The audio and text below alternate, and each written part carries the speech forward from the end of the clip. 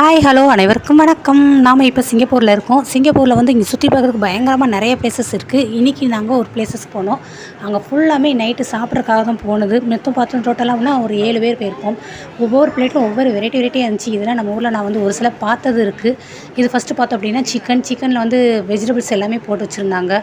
Cauliflower, கீரை இந்த மாதிரி தான் இருந்துச்சு. நைட் நேரம் கீரையா அப்படின்னு பார்த்தா அங்கே நிறைய பேர் அதாங்க வாங்கி சாப்பிட்றாங்க.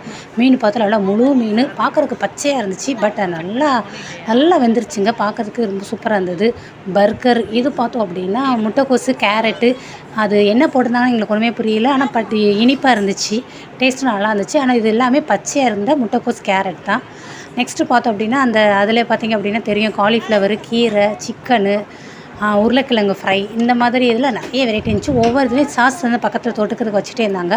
அது வந்து அந்த ரைஸ் என்னன்னே தெரிலங்க. பட் கலர் மட்டும் எல்லோவாக இருந்துச்சு. நம்ம ஊரில் பார்த்தோம் அப்படின்னா நம்ம புளியோதரை, பிரியாணி நம்ம அந்த மாதிரி வெரைட்டியில் சொல்லுவோம். பட் இங்கே வந்து அது என்ன ரைஸ்னே தெரில. பட் கலர் வந்து பார்த்தோம் அப்படின்னா எல்லோ கலரில் இருந்தது.